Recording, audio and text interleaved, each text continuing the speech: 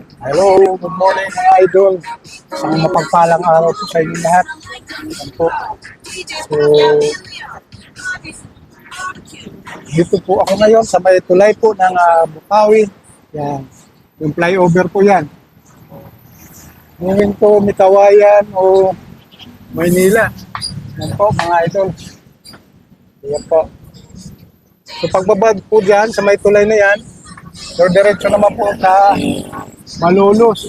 Yan, Malolos, Pampanga, Pangasinan. Yan po. Tarlac. So, this morning, dito ako ngayon para sa paano binubuo yung mga bahay kubo dito sa Bukawi na ito. Yan po, mga igan, mga idol. Mapapansin mo guys, Ricoya. Ayan po. Nag-testis po siya ng mga kawayan para sa gagamitin na rin ng bahay. Mga kubo-kubo na ito, mga idol. Ayan po. So, meron po tayo mga furniture finish na ginawa nilang kubo-kubo.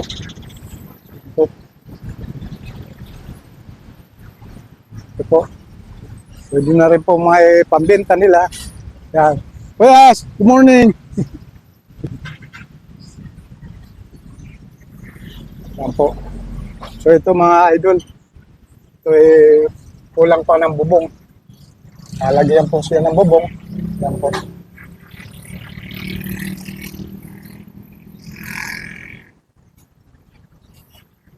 Itong isa, medyo mas maliit. Yan. Pero kompleto na po siya. Mayroon na po siyang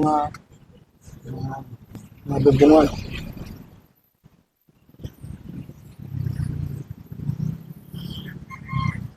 Okay lang ba kuya? Makapagtanong lang. Endorse ko lang. So ito po. Yan. So, babarnisan pa ito kuya, no? Lalagyan pa ng barnis, ano, para mas guwapo siya. Yan po mga idol. Yan. So yung nasa gitna na yan ay lalagyan pa ng bubong. Kasi kulang pa po siya nang wala pa siyang yan. Lalagyan pa rin po ng bubungan yan. Kuya, yung nasa gitna na yan, magkano yung malaki na yan? Yung bintahan yan, magkano yung medyo malaki na yan? 45,000 ano? So yung bubong niya ganon din, ano? Parehas lang. Galing sa NEPA, ano? NEPA po. Binabalot ng net. Yung kabila na yon, kano po yung 20? Ha? 20 hanggang 17. 20 hanggang 17. So yung pinaka-fix niya po 17, ano? Ayun. Ganon din dito sa maliit na ito. So isa lang sukat. So yan po mga idol, sa mga nagkakambas o gustong bumili nitong mga kubo-kubo na ito. Dito lang po yun matatagpuan sa Bukawi. Yung pagbaba mismo ng tulay. Kayo po may-ari nito, kuya? Ayun, si kuya. Anong pangalan niyo, kuya? Roger po. Roger. Yan po, si Kuya Roger. Yan. Siya po ang owner nitong mga ginagawang kubo-kubo sa ating mga kabayan, mga idol. So magsadya po kayo dito sa may Bukawi, mismo sa may paahon ng tulay, yung flyover na yan. So pagbaba mismo, yung going to Malolos, dito nyo po makikita yung mga ginawang mga kubo-kubo na ito. Yan po. So yung 45 na yan, Kuya Roger, may kuwan pa yan? May fix na ba yan? O Hanggang 40. hanggang 40 to, ano? May discount po na 3,000. Yan po, depende sa pag-uusap, ano? Depende po sa kung malayo yung pag. Ayun, opo. Lahat naman ang pag-uusapan yung discount, ano? Yan. Kuya Roger. So, dito na rin po, kuya, dito rin kayo nakatira. Ayun, yung bahay na yan. Kung saan si kuya nagbubuo ng mga ano. Saka yung paglilinis lang. Yung pamilya nyo yung kuya, dito na rin. Ay, nasa Pangasinan. Pangasinan. So, taga Pangasinan pala si kuya. No? Kumusta naman ang buhay-buhay, kuya? Yan si kuya. Shout out naman dyan sa mga relatives natin sa Pangasinan. Sipag ni Kuya Roger. Yan po. So, ilang taon na po kayo gumagawa nitong Medyo ba na rin po mga 15 years na po. 15 years mo? Medyo may kahabaan na po. No? Matagal na rin. Ayan po. So, 15 years 2024 ngayon. Nasa 1990 ano. Ayan, Ganun ano. Ayun. Ayan po. 2000, ayun, 2000 ano, 2005 ano. 2005. Oo, 2005, nag-start si Kuya ng ano. So ito na rin po ang question nyo na nakuha, itong gilid na ito dito. Wala na iba kayong nilipatan nun. Ay, wala na po. Ito na talaga ang, ayan po, ito. Sa mga kababayan natin na nagnanais na magkaroon ng ganitong pahingahan, pahanginan, nga, pwede rin itaas. Paano yung, ano nito kuya, pang halimbawa, ano, yung agreement, i-deliver po ba siya kung halimbawa may ibili? Kung pwedeng i-deliver. I-deliver ano? Deliver. Ka-araw sa truck po. Wala nang charge po ito pagka ganun ano? Depende na lang. Depende ano? Depende sa pag-uusap ano? Kasi may discount na 3,000. Ayun, kung kayo pang magbabayad sa truck, Tapos tao. ayun, yung tao pa magbubuhat ano?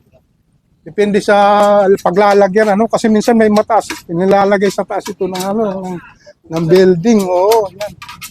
So mas magaan kung sa baba lang siya nakaano, no? O kung sa baba lang. Yan po si Kuya Roger. Kumusta naman kayo, Kuya Roger, sa buhay-buhay? Okay lang naman. Okay naman po. Medyo komportable na po. Eh, anak na rin, Kuya. Pinata po. Nata pa. Ilang taon na kayo, Kuya? 45 po. O, pero dati meron kayong asawa. Ay, wala. Wala talaga. Girlfriend. Hindi rin na.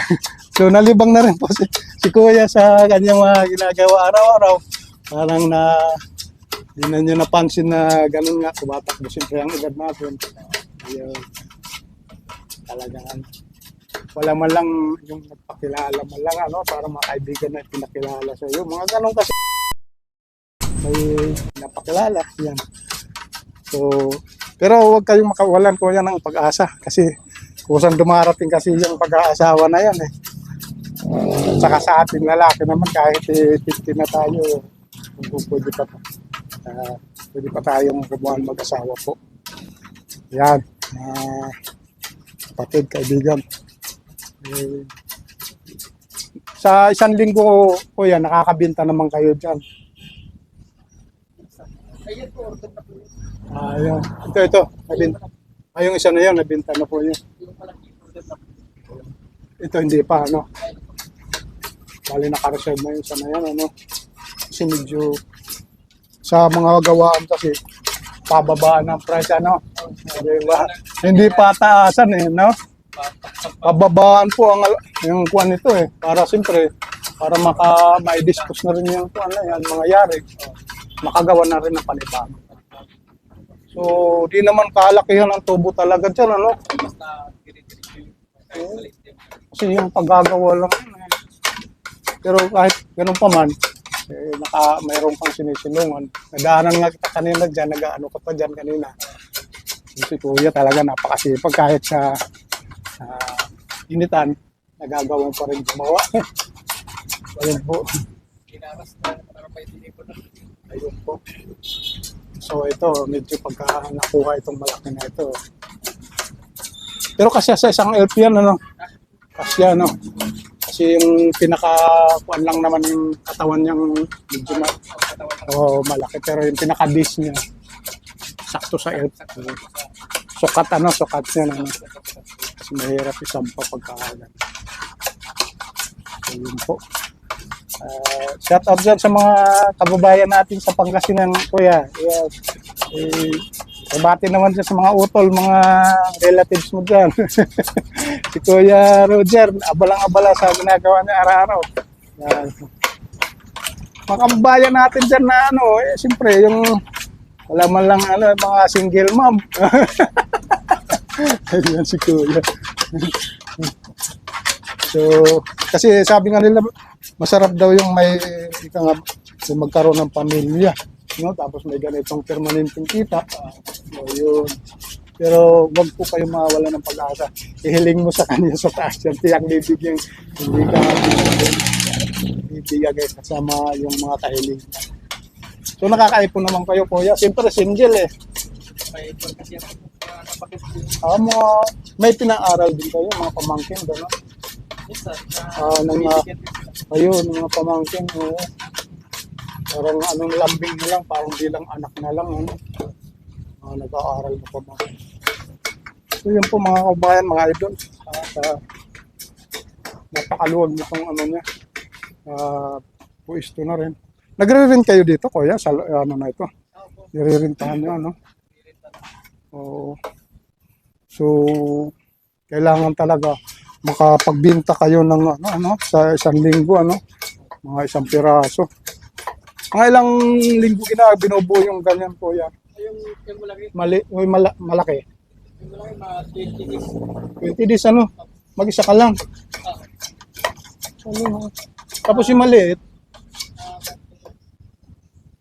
10 days po. mga 10 days, ano? Mga 10 days kasi yun nga, 15 years na ginagawa mo pagbubuo mo. Yung matagal na po. Total mo rin. Kaya kabisado mo na yung sukat po. Yan po.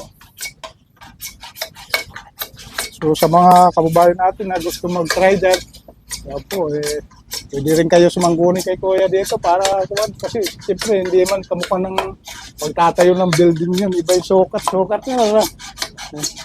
Baka mo may mali yung mga materialis tapos sayang lang ano. Oo, sayang. Kamukha nitong mga kawayan. Yung mga isang puto lang yun, may presyo yun eh.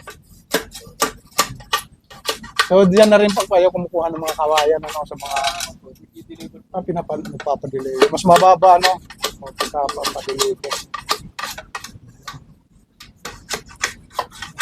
Po, mga idol. Maraming salamat na rin Kuya Roger sa inyong konting panahon. Yan po.